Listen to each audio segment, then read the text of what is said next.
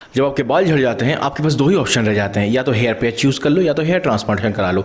अधिकतर लोग आज के समय में हेयर ट्रांसप्लांटेशन करा रहे हैं क्योंकि हेयर ट्रांसप्लांटेशन में कोई भी झमेला नहीं है। मीन्स आपको एक माइनर सी सर्जरी से गुजरना पड़ता है, छोटी मोटी सर्जरी, और उसके बाद आपके असली बाल, जो बाल आप काटने के बाद, हेड शिफ्ट करने के बाद ही वापस आ जाते हैं। तो वो ज़्यादातर लोग वो रास्ता चूज़ कर रहे हैं। फिर भी कई सारे लोग मुझसे ये पूछ रहे हैं कि भाई हेयर पैच यूज़ करूँ कि ना करूँ। भाई मुझे हेयर पैच यूज़ करना है, छोटा सा गेट ऑफ बॉल्डनेस है तो मैं हेयर ट्रांसप्लांट अभी कराना नहीं चाहता हूँ, हेयर पैच यूज़ करना चाहता हूँ। ये सारे फैक्टर्स आ रहे हैं। और कई सारे लोग ऐसे हैं जिनका डोनर एरिया है, बाल ही नहीं है, उनको मैं सजेस्ट करता हूँ हेयर पैच यूज़ करने के लिए। तो वो ये मुझसे ये बोल रहा है भाई हेयर पैच मैं यूज़ नहीं करना चाहता हूँ, हेयर ट्रांसप्लांट कराना चाहता हूँ।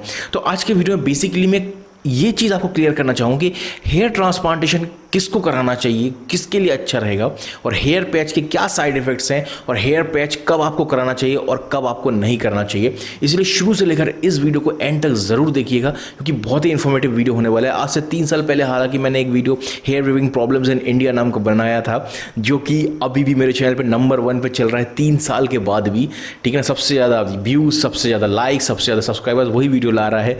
हर वीडियो का अपना भाग्य होता है। 1600 व्यूज़ पे वो वीडियो जो है बंद पड़ गया था, 6 महीने बाद पता नहीं क्या हुआ, अचानक से बूस्ट हो गया और वो अभी भी नंबर 1 पे है। मतलब ये ऐसा होता नहीं है नॉर्मली। खैर, वो वीडियो आप लोगों में से अधिकतर लोगों ने देख लिया होगा। लेकिन उस वीडियो में मैंने एक बहुत ही इंपॉर्टेंट चीज़ बोली थी, वो ये है कि आप एक महीना तक एक चमड़ी के ऊपर जिसमें पोर्स रहते हैं, हमारे बालों में यहाँ पे पोर्स रहते हैं, उसमें आप 1 महीने तक गोंद लगाए रहोगे।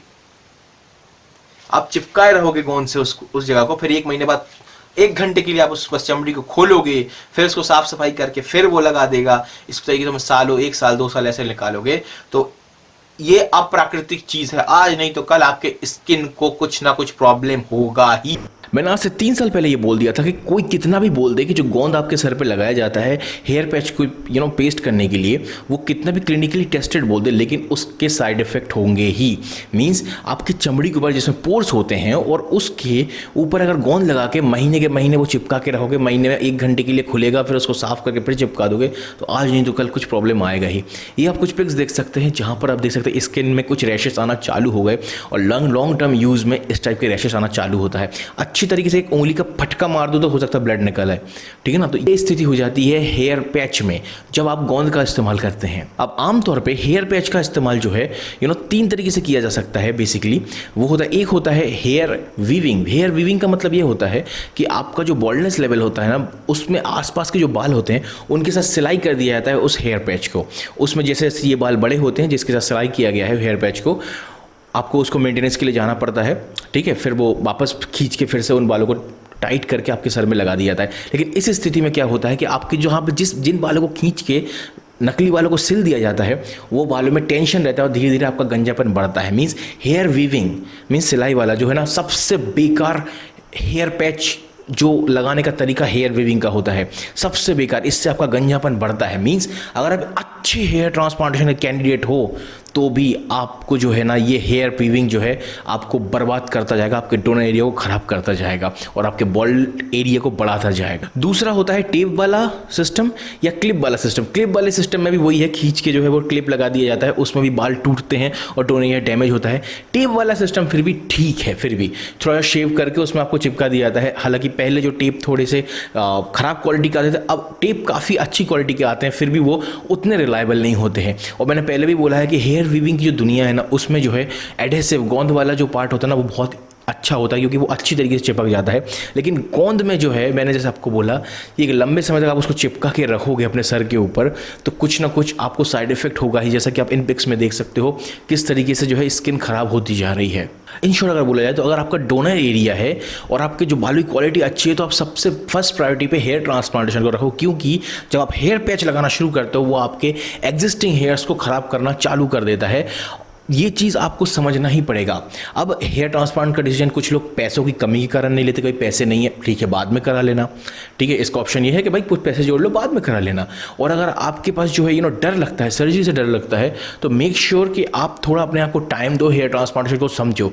हो सकता है इन फ्यूचर आपका ओपिनियन बदल जाए, लेकिन अगर इस दौरान आप जो है हेयर पैच जो है कंटिन्यूसली यूज़ कर रहे हो तो इसका ये आउटपुट निकल सकता है कि जब आपका मन होगा कि चलो हेयर ट्रांसफर करा लें, तब तक पता चले आपका डोनर एरिया उस हेयर पैच के कारण काफ़ी हद तक बर्बाद हो चुका है।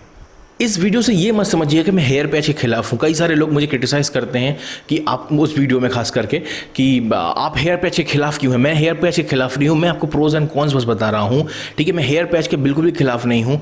हेयर पैच अगर अच्छी क्वालिटी का यूज़ कर रहे हो तो काफ़ी अच्छे हेयर पैच आज के समय में आने लगे हैं। बिल्कुल नेचुरल लुक आ सकता है हेयर पैच के माध्यम से, लेकिन उसका मेंटेनेंस करना बहुत ज़रूरी होता है। और अगर मैं संक्षिप्त में अगर बोला जाए तो हेयर पैच 3-4 महीने बाद ही आपको बदलना पड़ेगा उस नेचुरल लुक को मेंटेन करने के लिए। काफ़ी सुंदर सुंदर हेयर पैच आ रहे हैं। 2 बहुत बड़े एग्जांपल है हमारे सामने, एक है कपिल शर्मा, दूसरा है अमिताभ बच्चन। ये दोनों सबसे अच्छे जो है हेयर पैच यूज़ करते हैं। लेकिन आपको समझना पड़ेगा कि ये लोग जो है अपने फेस को यूज़ करते हैं लोगों के सामने, अपने आप को दिखाने के लिए, अपना फेस ये बेचते हैं। इसीलिए इनके ऊपर पूरा एक सिस्टम लगा हुआ है इनके हेयर पैच को चेंज करने के लिए। जैसे लगेगा थोड़ा सा आर्टिफिशियल लगने लगा है, ये अपने इनके हेयर पैच को जो है चेंज कर दिया जाएगा। चाहे 50,000 या 1 लाख का भी हेयर पैच, 2 लाख का या 3 लाख का भी हेयर पैच यूज़ करते हो ये महीने में, ठीक है ना। महीने के महीने ये चेंज कर सकते हैं। हम और आप नहीं कर सकते हैं डे टू डे लाइफ में। अब YouTube पे कई सारे आपको ऐसे वीडियोस दिख जाएंगे जहाँ पे बंदा बहुत स्मार्ट लग रहा है। आप देखेंगे उनके जो एग्जिस्टिंग हेयर्स है उनको भी शेव करके एक हेयर पैच चिपका दिया जाता है, और ये देखने में कितना अच्छा लगता है। वाह, गए 1-2 घंटे के अंदर बाल वापस आ गए। लेकिन ये आपको समझना पड़ेगा, जहाँ पर चिपका दिया जा रहा है ना, आप उन बालों की ग्रोथ को मार रहे हो कहीं ना कहीं। उस जगह पे गोंद लगा के उस बाल को उगने से रोक रहे हो, ठीक है ना। अगर वीविंग कर रहा है, खींच के सिलाई कर रहा है, तो आप जो है उस डोन एरिया को ख़राब कर रहे हो, गंजेपन को बढ़ा रहे हो। ये सारी चीज़ें आपको समझ में नहीं आएंगी। और दूसरी चीज़, जो जब हेयर पैच लगाया जाता है, अच्छे से अच्छा हेयर पैच शुरुआत में काफ़ी अच्छा लगता है, काफ़ी नेचुरल लगता है, काफ़ी हाई डेंसिटी का लगता है, ये प्लस पॉइंट है। लेकिन उनमें जान तो होती नहीं है। वो जो बाउंसीनेस होता है, उसके साथ बाउंसीनेस होता है कि बाल बिल्कुल खड़े हो रहे हैं और बिल्कुल गिर रहे हैं, बिल्कुल शाहरुख खान टाइप के, वो समय के साथ साथ खराब होना शुरू हो जाता है। और उनके शाइनिंग जो है वो भी चला जाता है समय के साथ साथ। जैसे आप सोओगे, घर्षण करोगे, बाइक चलाओगे, जैसे उनमें फ्रिक्शन होगा बालों में, धीरे धीरे उनकी वो नेचुरलिटी चली जाती है। तो 3-4 महीने वो बदलना पड़ता है, ठीक है। लेकिन जो नॉर्मल लाइफ है, नॉर्मल पब्लिक को जो है बोला जाता है कि 1 साल 1.5 साल चलता है, ये चलता है, वो चलता है, लेकिन नेचुरलिटी नहीं दिखती है एक पर्टिकुलर टाइम के बाद। तो ये तो हो गई कि अगर आपके पास डोनर एरिया है और बाल अच्छे हैं तो प्लीज़ फर्स्ट प्रायोरिटी आप अपने हेयर ट्रांसप्लांटेशन को दो, ठीक है ना। क्योंकि अगर हेयर ट्रांसप्लांट फेल भी हो जाए, बाल झड़ भी जाए, तो भविष्य में आपके पास ऑप्शन है हेयर वीविंग कराने का। लेकिन आप हेयर वीविंग शुरुआत में ही करा लोगे, जब आपका डोनर एरिया खराब हो जाएगा, एग्जिस्टिंग हेयर्स खराब हो जाएंगे, उसके बाद आपके पास हेयर ट्रांसप्लांटेशन का ऑप्शन नहीं रहेगा।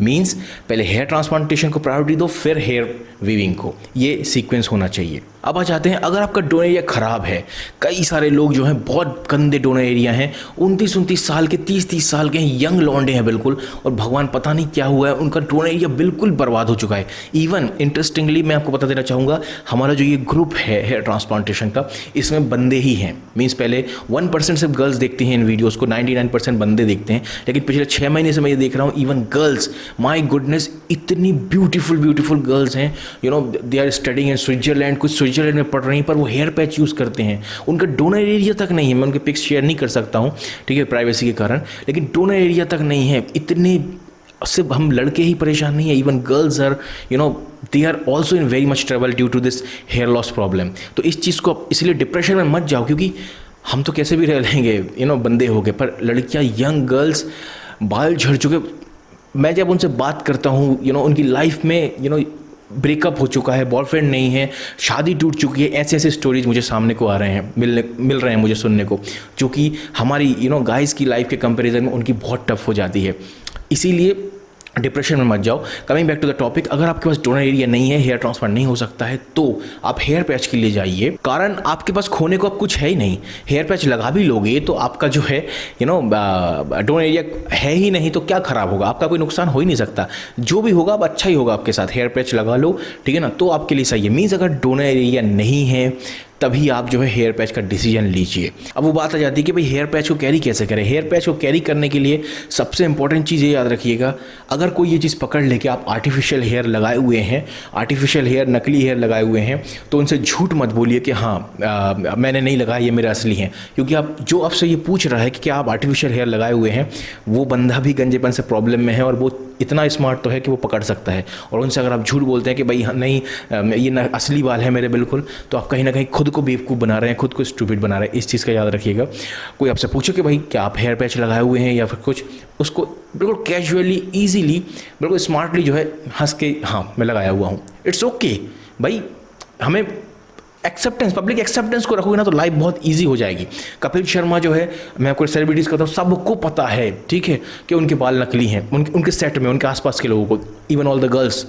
अमिताभ बच्चन के बारे में भी सबको पता है, सेट पे एक से एक वो विग पहनते रहते हैं, सबको पता है। इससे आपकी लाइफ इजी हो जाएगी और जो सोशल एक्सेप्टेंस है वो आपको इजीली मिल जाएगा। लेकिन जहाँ पे आप रेजिस्टेंस लाना शुरू कर दोगे ना कि भाई नहीं नहीं मेरे असली वाल है, ये मेरे साथ होता है, मैं पहले लोगों से पूछता था कि भाई क्या आप हेयर वीविंग करवाए हुए, हेयर पैच, वो चौंक जाते थे कि भाई नहीं नहीं असली हैं, असली हैं।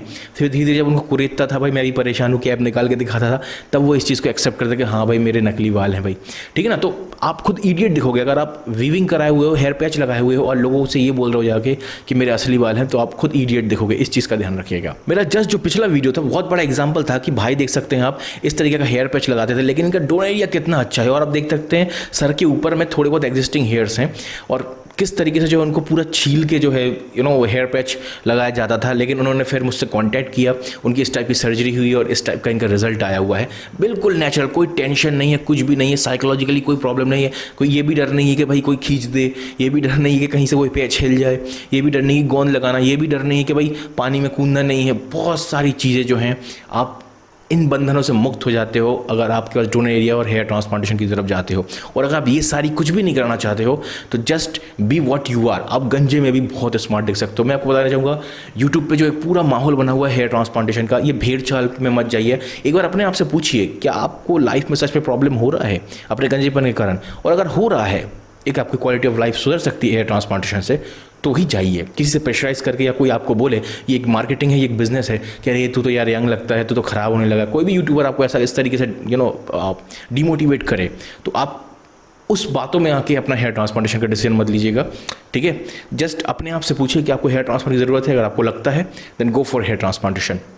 उम्मीद करता हूँ ये वीडियो आपको बहुत ही ज़्यादा अच्छा लगा होगा।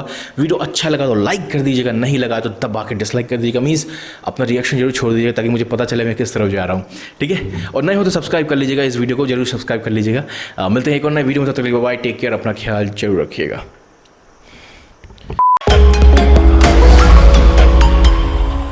Prepare to die.